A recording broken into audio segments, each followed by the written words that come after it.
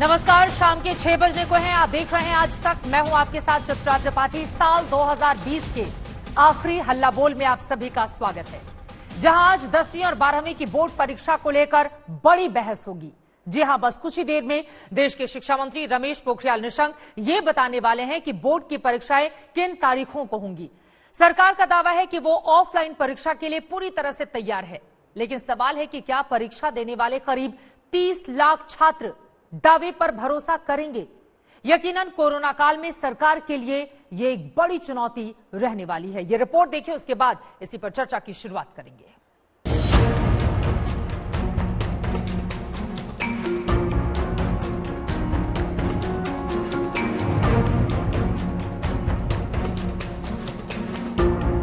10वीं और 12वीं के लाखों छात्र बड़ी बेसब्री से और टकटकी लगाकर उन तारीखों के ऐलान का इंतजार कर रहे हैं जब ये पता चलेगा कि साल 2021 में कब से कब तक होंगी बोर्ड परीक्षाएं।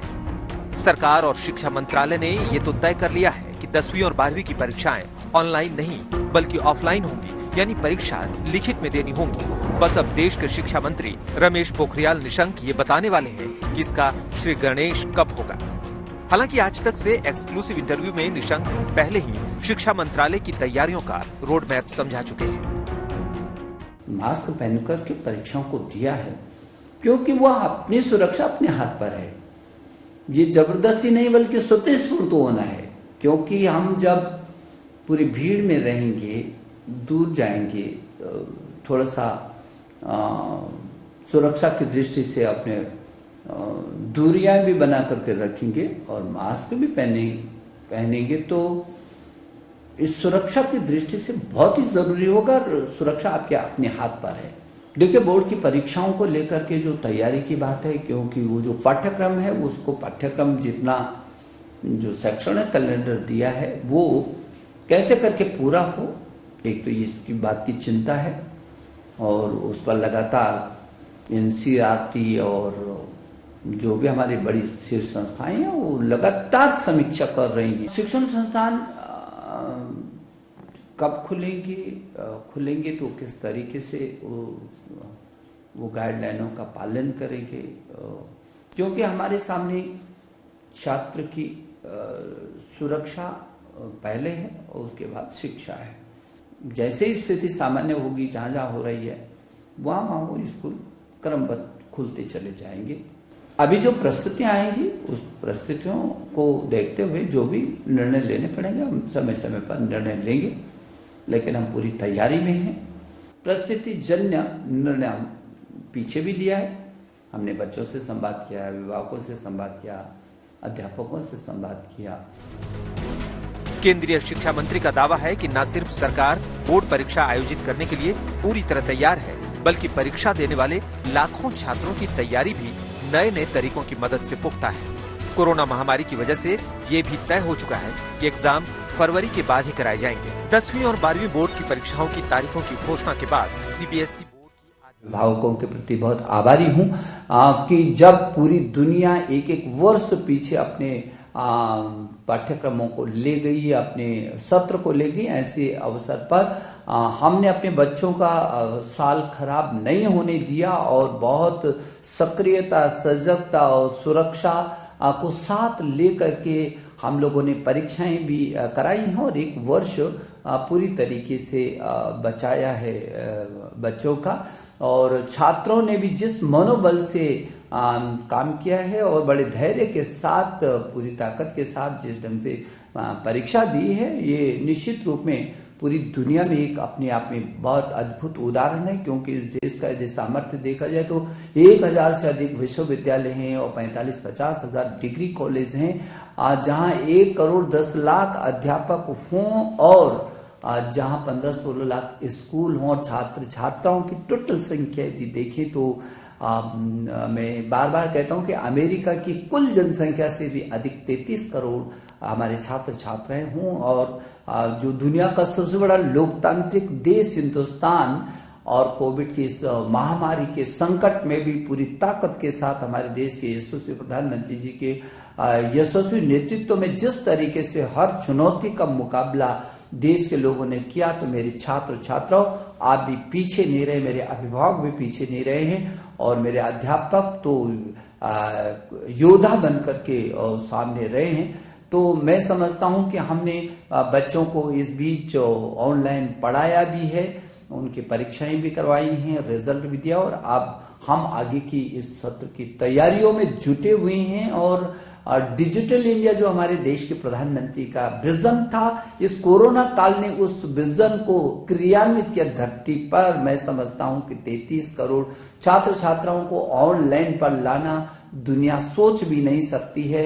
हाँ, अभी कुछ छात्र छात्रा ऐसे हैं जिनके पास स्मार्ट टेलीफोन नहीं है, जहां नेट की सुविधा नहीं है, लेकिन हमने उनको भी वंचित नहीं रखा। हम टेलीविजन के माध्यम से, रेडियो के माध्यम से, सामुदायिक रेडियो के माध्यम से, और जैसे कि one nation one digital platform की हमने बात की थी और वन क्लास 1 चैनल की बात की थी, और हमारे स्वयं प्रभा के 32 चैनल जो 24 घंटे हमारे छात्र छात्राओं के लिए समर्पित हैं। डीटीएच पर उनकी समर्पित जो 24 घंटे हमारे छात्र छात्राओं के लिए समर्पित हैं, डीटीएच पर उनकी समर्पितता है। और उसी से जो छात्र दीक्षा पर नहीं आ सके हैं, उसके कारण उनको दिक्कत हुई, मोबाइल में नहीं उसको पा सके, उनको भिन्न भिन्न तरीके से हम लोगों ने किया। लेकिन मुझे इस बात की खुशी है और ये कहते हुए मुझे गर्व भी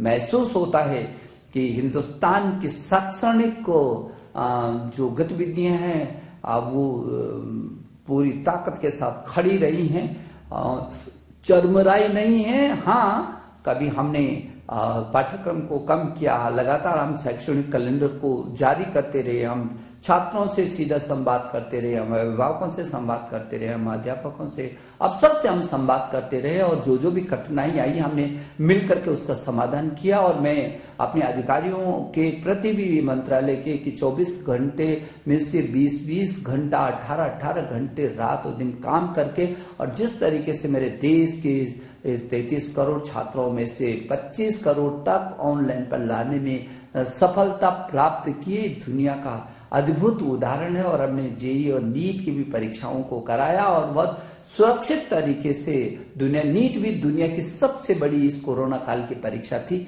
और जो बहुत ही सफलतम रहा है। मैं सोचता हूं कि मनोदर्पण जैसे कार्यक्रमों को भी हमने किया, और उससे पहले जो जेईई की परीक्षा के लिए जो एनटीए ने ऐप बनाया था, और लगातार कैसे करके छात्र को जो संभव हो सकता है वो क्या क्या किया जा सकता है, लगातार इस दिशा में हम लोग प्रयासरत हैं। और मेरे छात्र छात्रों, मुझे लगता है कि कभी एक समय था जो मोबाइल पर हम अपने केवल मित्रों से बात करते थे, अब मोबाइल पर हम दीक्षा को डाउनलोड कर रहे हैं और हम पढ़ाई कर रहे हैं। एक समय था जब आप ईयरफोन लगा करके केवल गाना सुना करते थे, लेकिन आज वो ईयरफोन लगा करके आप पाठ्यक्रमों को सुनते। एक समय था जब टेलीविजन केवल मनोरंजन का विषय होता था, लेकिन आज वही टेलीविजन हमको शिक्षा के काम में भी ला रहा है, हमारे पाठ्यक्रमों को हमको समझा रहा है। स्वयं प्रभा पर हम उसको अच्छी तरीके से देख पा रहे हैं। तो मैं समझता हूं बहुत आमूलचूल तेजी से बदलाव आ रहा है। जो नई शिक्षा नीति हम लेकर आई हैं, पूरी दुनिया में सबसे बड़े रिफॉर्म के रूप में आ रही है, सारी दुनिया ने स्वीकार। मुझे खुशी है कि हमारे देश ने भी उत्सव के रूप में इस नई शिक्षा नीति 2020 को स्वीकार किया है। मैं समझता हूं कि आपके मन में जरूर है कि कब ये परीक्षा, हमने पहले भी कहा था जब पहले के संवाद में कि हाँ, फरवरी तक आपकी कोई परीक्षा नहीं होगी, क्योंकि आपकी अनिश्चितता सी बनी है। जनवरी आ गया और पहले जनवरी फरवरी में प्रैक्टिकल भी शुरू हो जाते थे, परीक्षाएं शुरू हो जाती थी, तो मार्च तक वो पूरी होती थी। और इन परिस्थितियों में बहुत आपसे संवाद करने के बाद और व्यापक परामर्श करने के बाद अब हम लोग इस निर्णय पर पहुंचे हैं कि जो बोर्ड की परीक्षा है हमारी, वो बोर्ड की परीक्षा जो 10वीं और 12वीं की जो बोर्ड की परीक्षा है, वो बोर्ड की परीक्षा 4 मई से प्रारंभ हो जाएगी। और 4 मई से प्रारंभ होने वाली ये बोर्ड की परीक्षा हमको भरोसा है कि हम 10 जून तक इसको पूरा कर सकेंगे।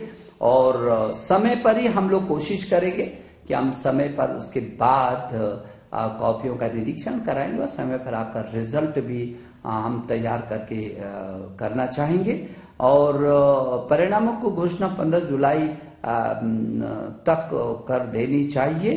प्रैक्टिकल की जो परीक्षाएं हैं वो आपकी 1 मार्च से शुरू हो जाएंगी। मेरी शुभकामना, आप पूरी ताकत के साथ और बहुत आत्मबल के साथ बिना किसी तनाव के आप परीक्षा की तैयारी में जुटे। वक्त भी हमारे पास है और आपको पाठ्यक्रम भी बहुत अच्छा आ रहा है। और सीबीएसई ने वैसे भी इन प्रस्तुतियों में 30% पाठ्यक्रम को अपना कम किया और लगातार आपके साथ हम संवाद में हैं। सीबीएसई बोर्ड के चेयरमैन लगातार इस दिशा में नजर रखे हुए हैं और पूरा तंत्र वो आपके साथ जुड़ा हुआ है। तो मुझे भरोसा है कि जो 4 मई से होने वाली जो बोर्ड की परीक्षाएं हैं उनके लिए आप बहुत मनोबल से तैयारी करेंगे और पूरी ताकत के साथ और बिना किसी संकोच के आप अपनी परीक्षा को देंगे, मस्ती के साथ परीक्षा को देंगे। और जो विदेशी, क्योंकि देश से हट करके दुनिया के लगभग 25-26 देशों में जो सीबीएसई के स्कूल चल रहे हैं, दुनिया के इन 25 देशों में रहने वाले छात्र छात्राएं भी यदि मेरी बात को सुन रहे हैं तो उनको कोई चिंता करने की जरूरत नहीं है। उनके भी हर समाधान को करने की हम कोशिश कर रहे हैं। मेरे प्रिय छात्र छात्राओं, 2020 बहुत योद्धा की तरह आपने इस 2020 को आप विदाई दे रहे हैं और मैं नए वर्ष की जो पूर्व संध्या पर मैं आपको शुभकामना देने के लिए आपके बीच आया हूं और नई तिथियों की घोषणा की आने वाले साल में हम इन तिथियों का भी स्वागत करना चाहते हैं, जब मेरे आप सभी छात्र छात्राएं बहुत मनोयोग के साथ बिना किसी तनाव के अपनी परीक्षाओं को देंगे। मैं आपके अभिभावकों को और आपके अध्यापक गण को एक बार फिर अभिनंदन करता हूं और आपको शुभ। देश के शिक्षा मंत्री रमेश पोखरियाल निशंक को आप सुन रहे थे विस्तार से। उन्होंने परीक्षा की तिथियों को लेकर जानकारी दी है। 10वीं 12वीं की बोर्ड परीक्षा का ऐलान कर दिया गया है। सीबीएसई बोर्ड की परीक्षाएं 4 मई से शुरू हो जाएंगी, यानी कि 4 महीने के बाद ये परीक्षा शुरू होगी, जो कि चलेगी 10 जून तक। 10 जून को परीक्षा खत्म होगी। अपने आप में काफी ज्यादा महत्वपूर्ण ये जानकारी, क्योंकि सीबीएसई के जो लाखों छात्र छात्राएं हैं वो बेसब्री से शिक्षा मंत्री का इंतजार कर रहे थे कि आखिर कब वो सामने आकर तारीखों की घोषणा करते हैं। आमतौर पर देखा जाए, अगर कोरोना काल नहीं होता तो जनवरी में प्रैक्टिकल परीक्षाएं आयोजित की जाती हैं। फरवरी के आखिर हफ्ते से परीक्षाएं शुरू हो जाती थी सीबीएसई की, लेकिन कोरोना काल के मद्देनजर सरकार की ओर से ये बड़ी जानकारी निकलकर सामने आई है। मई में परीक्षाएं आयोजित की जाएंगी। 4 मई ये तारीख होगी, जबकि 10 जून तक परीक्षा पूरी तरह से संपन्न करा ली जाएगी। सरकार इसके लिए तैयार है। छात्र छात्राओं के मन में उठ रहे तमाम सवालों का जवाब भी शिक्षा मंत्री की ओर से दिया गया। उन्होंने कहा कि चिंता करने की जरूरत बिल्कुल भी नहीं है, सरकार पूरी तरह से तैयार है। 1 मार्च से प्रैक्टिकल के एग्जाम शुरू हो जाएंगे, यानी कि पहले कोरोना काल के पहले जो परीक्षाएं जनवरी में हुआ करती थी वो 1 मार्च से शुरू हो जाएंगी प्रैक्टिकल की परीक्षाएं, जबकि सीबीएसई बोर्ड की परीक्षा 4 मई से शुरू हो जाएगी। 10वीं और 12वीं के छात्र जिस बारे में इंतजार कर रहे थे। इसके अलावा जो बड़ी बातें आज शिक्षा मंत्री निशंक की ओर से कही गई, उन्होंने कहा है कि छात्रों और शिक्षकों से राय लेने के आधार पर ही हमने ये तय किया है। पूरी जानकारी विस्तार से क्या कुछ दी गई है रमेश पोखरियाल निशंक की ओर से, एक बार फिर सुनिए शिक्षा मंत्री को। सैनिक को जो गतिविधियां हैं वो पूरी ताकत के साथ खड़ी रही हैं, चरमराई नहीं है। हाँ, कभी हमने पाठ्यक्रम को कम किया, लगातार हम शैक्षणिक कैलेंडर को जारी करते रहे, हम छात्रों से सीधा संवाद करते रहे, हम अभिभावकों से संवाद करते रहे, हम अध्यापकों से, अब सबसे हम संवाद करते रहे और जो भी कठिनाई आई हमने मिल करके उसका समाधान किया। और मैं अपने अधिकारियों के प्रति भी मंत्रालय के कि 24 घंटे में से 20-20 घंटा 18-18 घंटे रात और दिन काम करके और जिस तरीके से मेरे देश के 33 करोड़ छात्रों में से 25 करोड़ तक ऑनलाइन पर लाने में सफलता प्राप्त किए, दुनिया का अद्भुत उदाहरण है। और हमने जेईई और नीट की भी परीक्षाओं को कराया और बहुत सुरक्षित तरीके से नीट भी दुनिया की सबसे बड़ी इस कोरोना काल की परीक्षा थी और जो बहुत ही सफलतम रहा है। मैं सोचता हूं कि मनोदर्पण जैसे कार्यक्रमों को भी हमने किया और उससे पहले जो जेईई की परीक्षा के लिए जो एनटीए ने ऐप बनाया था और लगातार कैसे करके छात्र को जो संभव हो सकता है वो क्या क्या किया जा सकता है, लगातार इस दिशा में हम लोग प्रयासरत हैं। और मेरे छात्र छात्रों, मुझे लगता है कि कभी एक समय था जो मोबाइल पर हम अपने केवल मित्रों से बात करते थे, अब मोबाइल पर हम दीक्षा को डाउनलोड कर रहे हैं और हम पढ़ाई कर रहे हैं। एक समय था जब आप ईयरफोन लगा करके केवल गाना सुना करते थे, लेकिन आज वो ईयरफोन लगा करके आप पाठ्यक्रमों को सुनते। एक समय था जब टेलीविजन केवल मनोरंजन का विषय होता था, लेकिन आज वही टेलीविजन हमको शिक्षा के काम में भी ला रहा, हमारे पाठ्यक्रमों को हमको समझा रहा है। स्वयं प्रभा पर हम उसको अच्छे तरीके से देख पा रहे हैं। तो मैं समझता हूं बहुत आमूलचूल तेजी से बदलाव आ रहा है। जो नई शिक्षा नीति हम लेकर आई हैं पूरी दुनिया में सबसे बड़े रिफॉर्म के रूप में आ रही है, सारी दुनिया ने स्वीकार। मुझे खुशी है कि हमारे देश ने भी उत्सव के रूप में इस नई शिक्षा नीति 2020 को स्वीकार किया है। मैं समझता हूं कि आपके मन में जरूर है कि कब ये परीक्षा, हमने पहले भी कहा था जब पहले के संवाद में कि हाँ, फरवरी तक आपकी कोई परीक्षा नहीं होगी क्योंकि आपकी अनिश्चितता सी बनी है। जनवरी और फरवरी, जनवरी आ गया और पहले जनवरी फरवरी में प्रैक्टिकल भी शुरू हो जाते थे, परीक्षाएं शुरू हो जाती थी, तो मार्च तक वो पूरी होती थी। और इन परिस्थितियों में बहुत आपसे संवाद करने के बाद और व्यापक परामर्श करने के बाद अब हम लोग इस निर्णय पर पहुंचे हैं कि जो बोर्ड की परीक्षा है हमारी, वो बोर्ड की परीक्षा जो 10वीं और 12वीं की जो बोर्ड की परीक्षा है, वो बोर्ड की परीक्षा 4 मई से प्रारंभ हो जाएगी। और 4 मई से प्रारंभ होने वाली ये बोर्ड की परीक्षा हमको भरोसा है कि हम 10 जून तक इसको पूरा कर सकेंगे। और समय पर ही हम लोग कोशिश करेंगे कि हम समय पर उसके बाद कॉपियों का निरीक्षण कराएंगे और समय पर आपका रिजल्ट भी हम तैयार करके करना चाहेंगे। और परिणामों को घोषणा 15 जुलाई तक कर देनी चाहिए। प्रैक्टिकल की जो परीक्षाएं हैं वो आपकी 1 मार्च से शुरू हो जाएंगी। मेरी शुभकामना, आप पूरी ताकत के साथ और बहुत आत्मबल के साथ बिना किसी तनाव के आप परीक्षा की तैयारी में जुटे। वक्त भी हमारे पास है और आपको पाठ्यक्रम भी बहुत अच्छा आ रहा है। और सीबीएसई ने वैसे भी इन प्रस्तुतियों में 30% पाठ्यक्रम को अपना कम किया और लगातार आपके साथ हम संवाद में हैं। सीबीएसई बोर्ड के चेयरमैन लगातार इस दिशा में नजर रखे हुए हैं और पूरा तंत्र वो आपके साथ जुड़ा हुआ है। तो मुझे भरोसा है कि जो 4 मई से होने वाली जो बोर्ड की परीक्षाएं हैं उनके लिए आप बहुत मनोबल से तैयारी करेंगे और पूरी ताकत के। तो लाखों छात्रों के भविष्य का निर्धारण करने वाली तारीखों का ऐलान हो गया है। 4 मई से लेकर 10 जून तक परीक्षाएं होंगी और 15 जुलाई तक जो रिजल्ट है वो सामने आ जाएंगे। शिक्षा मंत्री की बातें अगर आप छात्र हैं, गौर से सुन रहे थे तो अभी से जुट जाइए अपनी तैयारी के लिए। और सबसे ज्यादा महत्वपूर्ण यह है कि सरकार के लिए भी ये एक बड़ी परीक्षा की स्थिति है, क्योंकि कोरोना काल में 30 लाख से ज्यादा छात्रों के लिए सेंटर उपलब्ध कराना, सुचारू तरीके से उनके एग्जामिनेशन करवाना इतना आसान नहीं रहने वाला है। लेकिन सरकार ने भी कमर कस ली है। पूरी तैयारी के साथ आज सामने आए देश के शिक्षा मंत्री। और इसी पर बातचीत करने के लिए इस वक्त हमारे साथ 3 बेहद खास मेहमान जुड़ चुके हैं, जिनसे हल्ला बोल में हम चर्चा करने वाले हैं छात्रों के लिए और क्या दिशा निर्देश होने चाहिए, किन किन बातों का उनको ध्यान में रखना चाहिए। हमारे साथ प्रमोद शर्मा जी, जो कि वाइस प्रेसिडेंट है जेनेसिस ग्लोबल स्कूल के, हमारे साथ लाइव मौजूद हैं। डॉक्टर अशोक पांडे, डायरेक्टर हैं एल्कॉन स्कूल के, आपका भी स्वागत है सर। और शांतनु प्रकाश, फाउंडर द मिलेनियम स्कूल के, वो भी जुड़ चुके हैं। आप तीनों का बहुत स्वागत है। प्रमोद शर्मा जी, शुरुआत आपसे करते हुए, शिक्षा मंत्री को गौर से आपने भी सुना, 4 मई से लेकर 10 जून की तारीखों को तय किया गया है 10वीं और 12वीं के सीबीएसई छात्रों के लिए। किस तरह से देख रहे हैं आप? इसी के साथ ही चुनौतियां आपकी नजर में सबसे बड़ी क्या रहने वाली हैं? मुझे लगता है कि काफी अच्छी तरह से इस पर सोच विचार किया गया है और मई की तिथियां बिल्कुल ठीक हैं और बोर्ड की परीक्षा हो पाएगी। मार्च में प्रैक्टिकल कराने का जो इरादा है वो भी एकदम सही है। मुझे लगता है कि तब तक इन्विजिलेटर्स को और स्कूल के जो लोग भी ऑर्गेनाइज कराएंगे इन परीक्षाओं को, उनका वैक्सीनेशन होना भी मुमकिन हो जाएगा।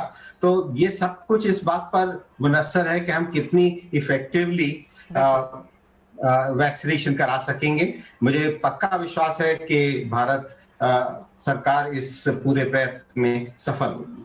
बिल्कुल, और जिस तरह का कॉन्फिडेंस इस वक्त शिक्षा मंत्री का दिखाई दे रहा था, उन्होंने कहा कि छात्रों और उनके अभिभावकों से बातचीत करने के बाद हमने ये सब कुछ तय किया है। अब मैं डॉक्टर अशोक पांडे जी आपका रुख करते हुए, एक तरफ चुनौतियां हैं तो वहीं दूसरी तरफ संभावनाएं भी अपार हैं। देश के लाखों छात्र इस वक्त आपको सुन रहे होंगे जो परीक्षा देने के लिए अब जाएंगे मई और जून में, उनको क्या कहना चाहेंगे आप? क्योंकि सबके मन में ये भ्रम की स्थिति तो बनी हुई है कि तैयारियां तो हमारी उस तरीके से हुई नहीं, फिर परीक्षा देने के लिए हम जाएंगे तो बहुत सारे डर भी मन में उनके होंगे। डॉक्टर अशोक पांडे जी। चित्रा जी धन्यवाद। देखिए, परीक्षा का दूसरा नाम डर ही होता है, खासतौर से जो बोर्ड की परीक्षाएं हैं।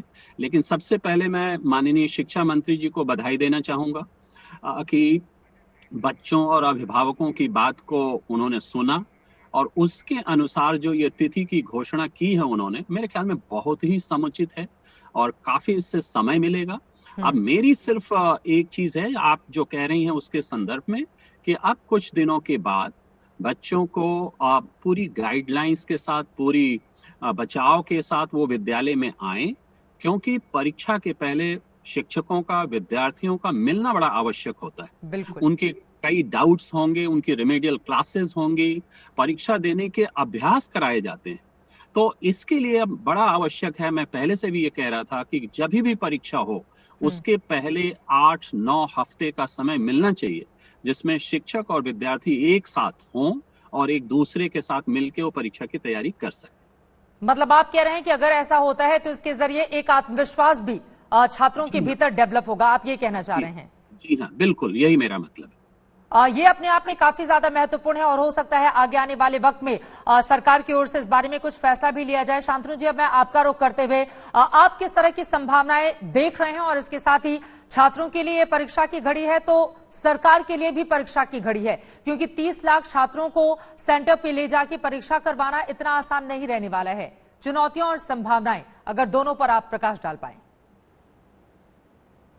जी चित्रा जी, पहले बात तो मैं पूरी तरह से सहमत हूं जिस तरह से शिक्षा मंत्री जी को हमने सुना और जिस तरह से अशोक जी और प्रमोद जी ने कहा। मेरे ख्याल से इसमें चैलेंजेस भी हैं और इसमें अपॉर्चुनिटीज भी हैं हमारे लिए।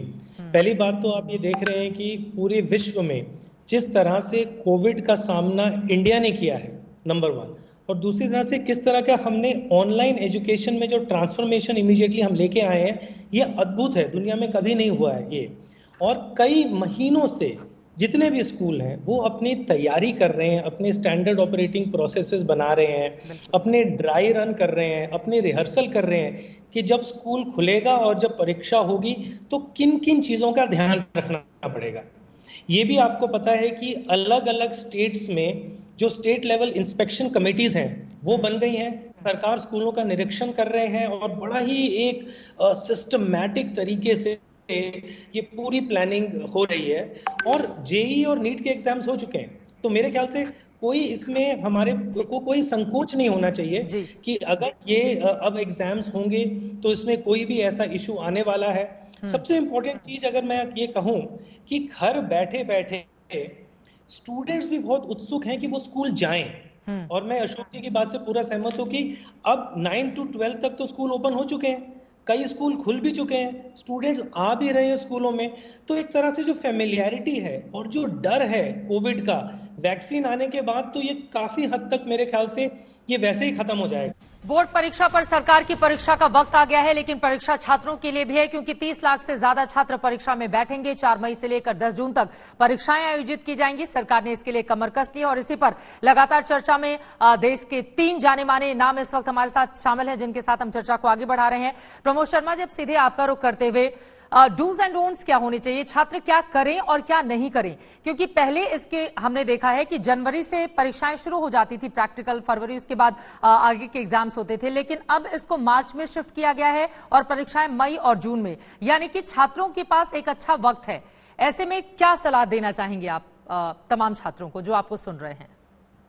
मुझे लगता है कि 30% सिलेबस कम कर दिया गया है जी। और जैसा अशोक जी ने कहा कि बच्चे अब स्कूलों पे आएंगे, अध्यापकों के साथ बैठ के उन पर विषयों पर चर्चा करेंगे और मॉक एग्जामिनेशंस होंगे, बहुत तरह के क्वेश्चन पेपर्स उनसे करवाए जाएंगे और जो उनके जवाब हैं उनमें किस तरह सुधार किया जा सकता है और मार्किंग स्कीम के बारे में बताया जाएगा कि एग्जामिनेशन में किस तरह से मार्किंग होती है और उसी तरह से जवाब भी लिखे जाने चाहिए। तो इन सब पर काफी बात होगी और टीचर्स गाइड करेंगे स्टूडेंट्स को कि किस तरह से वो इम्प्रूव करें।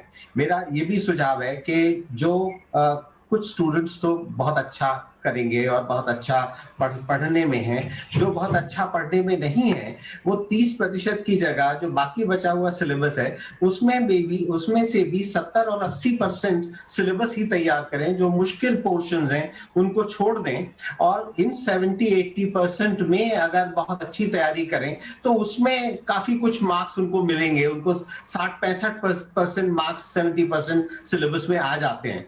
तो जो अच्छे स्टूडेंट्स हैं वो तो सारा सिलेबस तैयार करें, जो अच्छे स्टूडेंट्स नहीं हैं और थोड़ा भयभीत हैं इस पूरे माहौल से, उनके लिए मेरा सुझाव ये है कि थोड़ा सा कम सिलेबस तैयार करें, फिर जो तैयार करें पुख्ता तरीके से तैयार करें।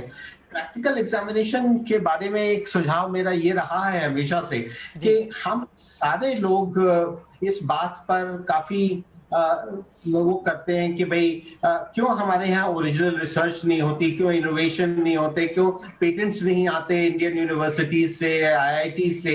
तो उसकी एक वजह यह है कि स्कूलों में practical examination has become a farce. इसमें सुधार की बहुत ज्यादा आवश्यकता है और फौरन आवश्यकता है, हमने काफी देर कर दी है।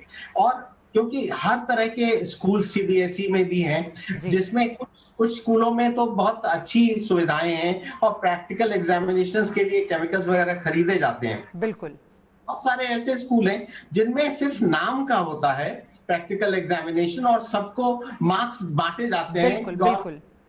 और तो इसलिए मेरा सुझाव यह है कि ऑल्टरनेटिव टू प्रैक्टिकल एक थ्योरी पेपर इंट्रोड्यूस होना चाहिए या थ्योरी पेपर में ही 2-3 सवाल प्रैक्टिकल एग्जामिनेशन बेस्ड पूछे जाएं ताकि जिन्होंने प्रैक्टिकल नहीं किया है वो उन सवालों के जवाब ना दे पाए।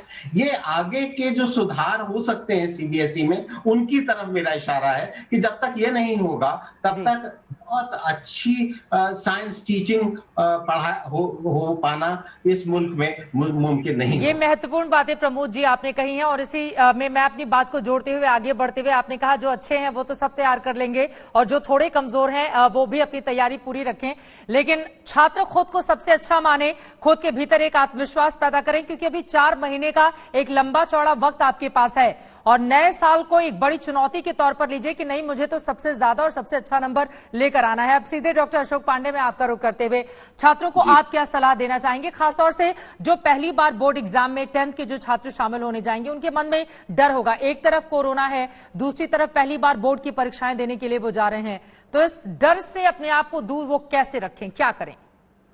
देखिए चित्रा जी, 2 बातें मैं कहना चाहूंगा। पहला तो ये कि हम 100% ये मान के ना चलें कि सभी बच्चों के मन में डर है, ऐसा कुछ भी नहीं है। मैं अपने व्यक्तिगत अनुभव से कह सकता हूँ, कई दशकों का अनुभव है कि जितना समाज और मीडिया और अभिभावक डरते हैं बच्चे उतना नहीं डरते।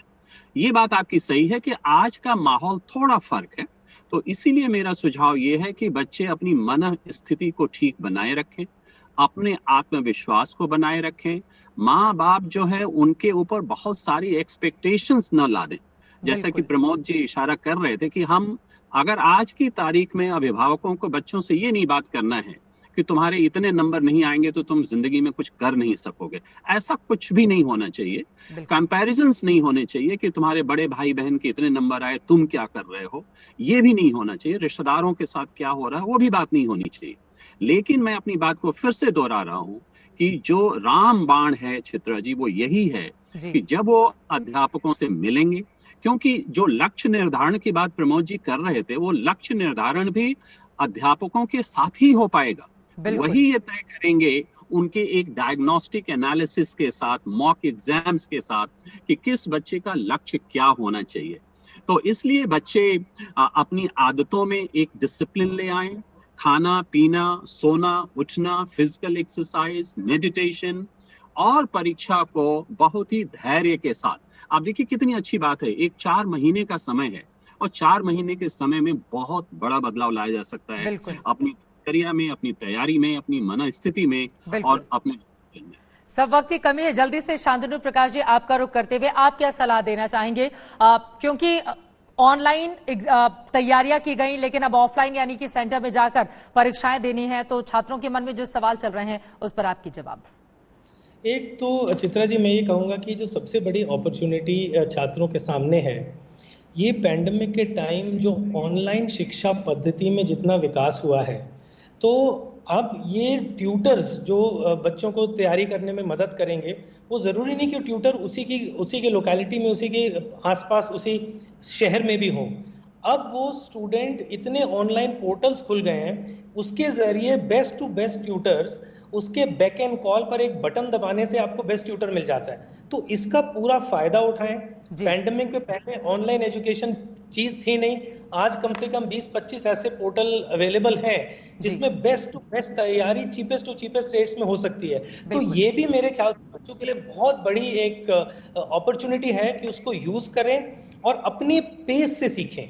तो सबसे इंपॉर्टेंट चीज जो बच्चों ने सीखी है इस पैंडेमिक के जरिए, कि पहले क्या होता था कि 40 बच्चे या 35 बच्चे एक क्लास में थे, एक टीचर है, एक टाइम पे एक क्लास खत्म होती थी। अब जो सेल्फ पेस लर्निंग का जो मैं कहूंगा जो ये मैजिक पोर्शन बच्चों ने सीखा है कि अपनी तरीके से वो सीख रहे हैं, अपने आप को समझ रहे हैं, तो आई थिंक ये इनको इस परीक्षा में बहुत ही फायदेमंद होगा।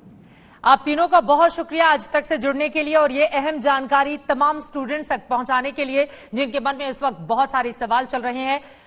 छात्रों को ध्यान रखना चाहिए कि कोई भी परीक्षा आपकी तैयारी से बड़ी नहीं हो सकती है। आपके पास पूरा 4 महीने का समय है, अभी से लग जाइए और यकीनन इन परीक्षाओं में आप सफल होकर अच्छे मार्क्स लेकर निकले।